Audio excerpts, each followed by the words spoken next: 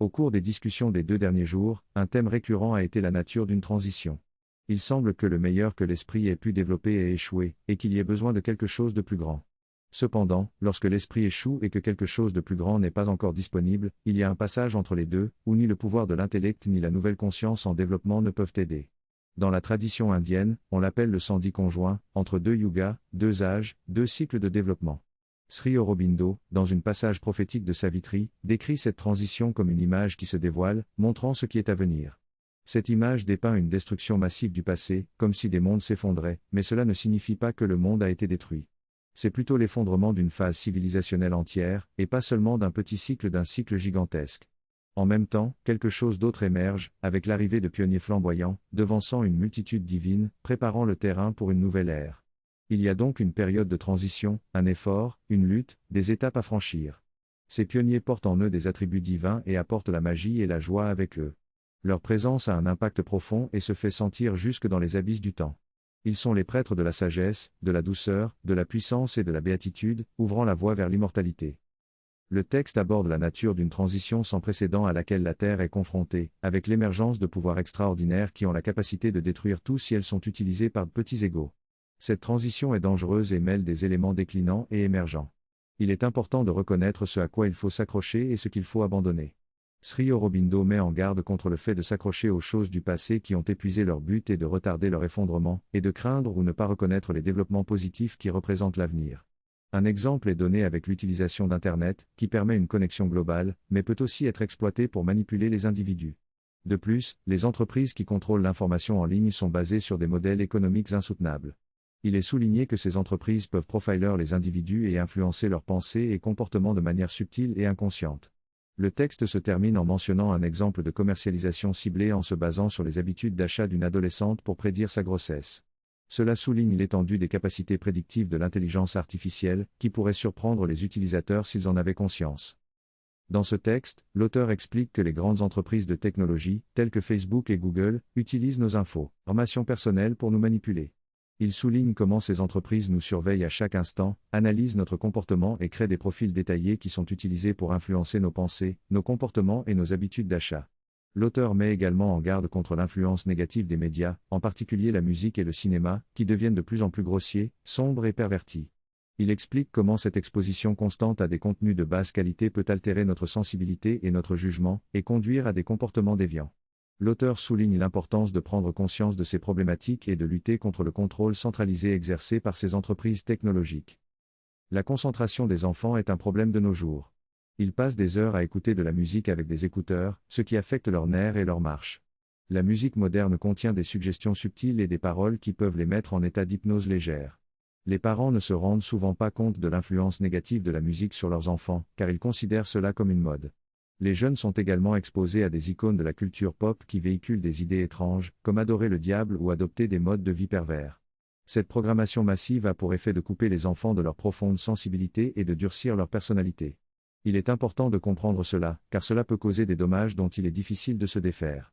L'influence des parents peut être effacée en quelques années par la programmation omniprésente qui pousse à la conformité. Les enfants suggérables sont particulièrement vulnérables et ces problèmes peuvent commencer dès la petite enfance. Il est également inquiétant de voir certaines écoles qui enseignent aux enfants dès la maternelle qu'ils peuvent choisir leur genre, créant ainsi une confusion totale chez les jeunes. Il est donc crucial de protéger les enfants de ces influences négatives et de promouvoir leur développement sain. Dans cet extrait, l'auteur parle d'un exemple où une actrice de cinéma a élevé son enfant en tant que fille, car à l'âge de 5 ans, l'enfant a déclaré ne pas être un garçon. L'auteur explique que cette situation peut être interprétée de différentes manières et peut créer une pression perverse pour les enfants de se conformer à des idées étranges. Il souligne que les enfants sont encore inconscients de leur identité sexuelle à cet âge et que cette pression peut les endommager.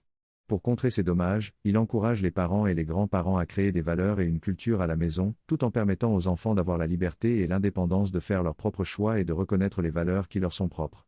L'auteur donne également l'exemple d'une mère qui a laissé son enfant expérimenter une discothèque, mais qui était prête à partir avec lui dès qu'il le souhaitait. Cette approche a fonctionné car l'enfant avait déjà été élevé avec sensibilité. L'auteur ajoute qu'il est nécessaire de créer un environnement qui favorise la sensibilité dès le plus jeune âge et de fournir le soutien approprié à chaque étape de la croissance de l'enfant. Enfin, il aborde également le problème de la pression des pères négative, notamment en ce qui concerne la consommation de drogue et d'alcool, et suggère de soutenir les enfants qui préfèrent ne pas suivre cette voie en leur permettant de se regrouper et de se soutenir mutuellement dans leur choix de vie. L'association impliquée dans le texte a une stratégie d'entreprise bien conçue pour faire avancer son programme. D'autre part, il est souligné que simplement participer à des réunions et espérer que nos enfants suivront le bon exemple ne suffit pas. Il est important d'engager activement nos enfants, de les nourrir et de les soutenir, afin qu'ils puissent développer des valeurs positives et sensibles. Il est souligné que les enfants doivent être amenés à s'interroger sur l'influence des publicités et de la musique sur eux-mêmes. Si on ne les fait pas réfléchir, ils seront facilement influencés et emportés par ces influences. Il est donc de notre responsabilité d'initier cette réflexion chez nos enfants. Le texte met également en lumière le fait que nous vivons dans une période de déclin de l'ancien monde et que l'association mentionnée fait une dernière tentative pour détruire les belles choses qui sont encore en devenir. Il est souligné que cela dépend de nous de prendre nos responsabilités et de reconnaître les tendances négatives et organisées de ceux qui s'opposent à nous. Ensuite, le texte aborde la crise économique et politique actuelle. Il est expliqué que les structures économiques sont centralisées et manipulées, avec une dette élevée par rapport à la valeur réelle de l'argent. Le dollar américain est imprimé sans référence physique à l'or, ce qui permet aux États-Unis de contrôler le commerce mondial du pétrole et de maintenir la valeur du dollar. Les décisions politiques sont également influencées par des intérêts financiers et des systèmes corrompus, ce qui conduit à des luttes de pouvoir superficielles entre les partis politiques. Le système éducatif est également mentionné, avec l'exemple de l'Inde où les enfants sont soumis à un stress énorme et même au suicide en raison des examens et de la pression sociale associée. En résumé, le texte soulève des préoccupations sur les influences négatives et les systèmes corrompus qui affectent nos vies dans divers domaines. Il met l'accent sur la responsabilité des parents et de la société dans la promotion de valeurs positives et la lutte contre ces tendances néfastes. Dans cet extrait, l'auteur aborde le sujet des pressions que subissent les enfants lors des examens en Inde, qui peuvent parfois entraîner des suicides. Les parents et les bureaucrates du système éducatif éprouvent également une grande frustration face à cette situation. L'auteur souligne la nécessité de changer ce système en commençant par des actions individuelles. Il mentionne l'exemple de petites écoles indépendantes qui commencent à remettre en question les méthodes d'enseignement traditionnelles. Il compare cette transition à celle qui s'est produite en Europe il y a 200 ans, lorsque les vieilles écoles contrôlées par l'Église ont été remplacées par de nouvelles écoles qui promouvaient la réflexion et la remise en question. L'auteur encourage donc les individus à oser proposer des idées novatrices et à repousser les limites pour participer à l'émergence d'un nouveau monde. Il souligne également l'importance des valeurs telles que la vérité, le sacré et la beauté dans la manifestation de la conscience nouvelle. Finalement, il explique que c'est notre être intérieur, notre âme ou notre présence divine, qui est le plus à même de reconnaître et de répondre à l'émergence de cet esprit nouveau. Cette partie de vous-même dit oui, mais quelque chose ne semble pas tout à fait correct. Vous vous sentez à l'aise lorsque vous vous penchez et naviguez à travers le voyage de la vie. Si vous avez développé en vous cette sensibilité plus profonde et lui avez permis de s'exprimer librement, cela suffit pour vous permettre de naviguer à travers les dangers de la vie. Votre esprit peut confondre vos émotions et vos désirs peuvent attirer et troubler, mais lorsque vous devenez calme, vous ressentez au plus profond de vous-même cette douce poussée, cette suggestion, qui dit attention, quelque chose ne va pas ici. Mais pour pouvoir ressentir cette douce poussée et cette suggestion, vous devez également être sensible à sa douceur. Contrairement aux émotions qui sont fortes, puissantes et insistantes, cette sensibilité n'insiste jamais, ne domine jamais, ne s'affirme jamais avec le genre de pouvoir que vous avez dans la vitalité et les émotions de la vie. Elle avance une suggestion douce, vous montre et est évidente dans sa simple touche. Et si vous ne la suivez pas, elle se retire doucement. Si vous la suivez, elle grandit en force, en clarté, en joie et en accomplissement. Et ainsi, à chaque pas que vous faites dans votre vie, si vous faites une pause et vous référez à cette sensation plus profonde, aussi embrouillée soit-elle au début, en la référant au calme de votre cœur et de votre esprit apaisé, vous ressentez et puis vous suivez. Chaque pas que vous faites en suivant enlève une fine couche de voile jusqu'à ce que, très bientôt, cette influence commence à se renforcer, à devenir plus claire et moins confuse. Mais chaque fois que l'influence est venue et a donné une suggestion, et que vous avez dit non mais et choisi le contraire, vous avez mis un voile. Parce que pour dire non à quelque chose que vous savez être juste, vous devez vous tromper vous-même, sinon vous vous sentirez coupable, vous saurez que vous faites quelque chose de mal, vous devez vous justifier et vous couvrir en affirmant quelque chose de mal et vous avez créé un voile. Et c'est ce qui se passe dans la petite enfance lorsque l'enfant a cette sensibilité innée dans un environnement qui la nourrit, et très rapidement, il est aspiré par ces pressions du groupe et commence à créer des couches, c'est ainsi qu'il la perd.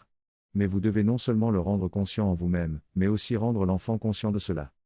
Pour avancer dans la vie et établir des relations saines, il est important d'être conscient de notre propre divinité intérieure. Si nous ignorons cette présence divine en nous, nous laissons le champ libre aux forces contraires. Sri Aurobindo souligne que durant la phase ascétique de l'humanité, l'argent était rejeté et saisi par les forces anti-divines. La pauvreté et la faiblesse ont été célébrées comme des idéaux spirituels, mais elles sont en réalité des perversions de la divinité. La richesse et le pouvoir font partie de l'abondance divine manifestée dans l'univers. Il est donc essentiel de récupérer ces pouvoirs et de les utiliser de manière responsable, en les considérant comme des trustees plutôt que comme une possession personnelle. Cela implique de faire face aux défis que l'argent et le pouvoir peuvent représenter, tout en gardant notre connexion avec la divinité intérieure. Nous ne pouvons pas rester passifs et attendre que les choses se fassent d'elles-mêmes, nous devons agir pour ramener le monde dans l'orbite divine. Pour vaincre les obstacles et atteindre nos objectifs, nous devons être organisés, persistants et déterminés. Nous devons commencer par nous recentrer sur notre propre essence et renouveler cet alignement régulièrement jusqu'à ce qu'il devienne notre nouvelle base. Ensuite, nous devons nous aligner avec d'autres personnes qui partagent des valeurs similaires pour renforcer et amplifier notre présence divine commune. Il n'est pas nécessaire de vivre au même endroit physiquement, la connexion spirituelle est primordiale. Les outils technologiques tels que les appels Skype permettent d'établir des connexions énergétiques même à distance. Il est également essentiel de construire une communauté solide en ligne, mais cela ne peut être efficace que si nous renforçons d'abord notre corps individuel. Il est prévu de construire un nouveau centre à Greenville, qui sera le plus beau et le mieux équipé au monde. Ce centre aura besoin de notre contribution individuelle en tant que collectif. Même si nous aurons toujours des différences et des tensions, en maintenant notre centre intérieur et en nous focalisant sur notre aspiration commune, nous pourrons les surmonter. Les anciennes méthodes de résolution des conflits basées sur des systèmes et des structures ont échoué. Nous devons désormais nous appuyer sur une connexion plus profonde et une relation basée sur l'âme. Dans le domaine professionnel, il est essentiel de recentrer notre équipe avant chaque réunion sur notre objectif commun, et sur l'aspiration silencieuse. Se focaliser sur nos différents égoïstes ne fera qu'aggraver la situation. Le but de notre travail ensemble est de réussir et de servir une cause supérieure, en étant à la fois profitable et en élevant la conscience de tous les participants. C'est en nous alignant sur cette aspiration que nous pourrons avancer et coopérer efficacement. Le texte parle de la nécessité de changement dans tous les niveaux de la société, du personnel au collectif, pour créer une nouvelle culture dans les espaces professionnels. Il mentionne l'importance de renforcer les collectifs pour protéger et préserver la nouvelle conscience qu'ils incarnent, face aux valeurs opposées du reste du monde. Le processus de construction de ces collectifs doit commencer à l'intérieur de chaque individu, et il ne suffit pas d'avoir des installations physiques. La mère a également parlé de l'importance d'un choix clair entre la vérité et l'abîme pour l'humanité, les pays et les continents. Elle a averti que si l'humanité n'accepte pas le changement de manière volontaire, elle le subira sous la contrainte de circonstances désastreuses.